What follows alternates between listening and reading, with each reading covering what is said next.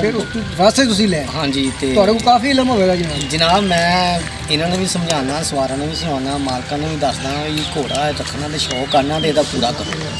ਹੁਸੈਨ ਛੋਟਾ ਬੱਚਾ ਹੁਸੈਨ ਅਸਕਰ ਸਾਡੇ ਨਾਲ ਖਲੋਤਿਆ ਸੀ, ਕਹਿੰਦੇ ਮੈਂ ਸਵਾਰਾਂ ਦੇ ਪੁੱਤ ਸਵਾਰ ਦੇ ਨਾਲ ਤੁਸੀਂ ਵੀਡੀਓ ਵੀ ਅਪਲੋਡ ਕਰ ਰਹੇ ਆ ਔਰ ਇਹ ਸ਼ੌਕ ਉਹ ਨਸਲ ਇਸ ਤਰ੍ਹਾਂ ਜਾ ਰਿਹਾ ਕਿ ਜਿਸ ਤਰ੍ਹਾਂ ਇੱਕ ਮਤਲਬ ਵਿਰਾਸਤ ਹੈ ਨਸਲ ਦੀ।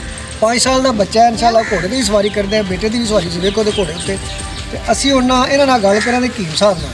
ਤੁਸੀਂ ਨਾ ਇੱਧਰ ਆਓ ਜੀ, ਤੁਸੀਂ ਇਹ ਦੱਸੋ ਇਹ ਸਾਨੂੰ ਯਾਦ ਵਿੱਚ ਆਏ ਹੋ ਹਾਂਜੀ ਤੇ ਘੋੜਿਆਂ ਦੀ ਬਿਮਾਰੀਆਂ ਦੇ ਬਾਰੇ ਵੀ ਜਾਣਦੇ ਹੋ ਜੀ ਆ ਜੀ, ਘੋੜੇ ਦੀ ਬਿਮਾਰੀਆਂ ਤੇ ਜਾਣਦੇ ਘੋੜਿਆਂ ਆਲਿਆਂ ਦੀ ਵੀ ਖਾਮੀਆਂ ਖੂਬੀਆਂ ਸਮਝਦੇ ਹੋ ਜੀ ਆ ਜੀ, ਤੁਸੀਂ ਇਹ ਜਿਹੜੇ ਦੱਸੋ ਮਾਲਕ ਨੇ ਨਹੀਂ ਜਿਹੜੇ ਸਾਡੇ ਆਮ ਤੌਰ ਤੇ ਤੁਸੀਂ ਸ਼ਾਹ ਸਾਹਿਬ ਨੂੰ ਗੱਲ ਕੀਤੀ ਸੀ ਵੀ ਸਵਾਰ ਦੇ ਨਾਲ ਬੇਸ਼ੱਕ ਦੂਸਰੇ ਵੀ ਮਾਲਿਕ ਦਾ ਸਵਾਰ ਹੋਣ ਕਿਸੇ ਹੱਦ ਤੱਕ ਠੀਕ ਹੈ, ਜੀ ਆ ਤੇ ਕਿ ਸਵਾਰ ਬਣਨ ਵਾਸਤੇ ਕੀ ਸਮਝਦੇ ਹੋ ਤੁਸੀਂ? ਸਵਾਰ ਬਲਕਿ ਤੁਸੀਂ ਸਿਰਫ ਕੀ ਹਕਮਤ ਦੀ ਗੱਲ ਕਰਨੀ ਉਹ ਇਹ ਕਰਦੇ ਅੱਛਾ ਚਲੋ ਵੀ ਮੈਂ ਨਾਲ ਤੁਸੀਂ ਇਹ ਕਰਦਾ, ਦੱਸੋ ਕੋਈ ਗੱਲ ਨਹੀਂ। ਹਾਂਜੀ ਸਵਾਰ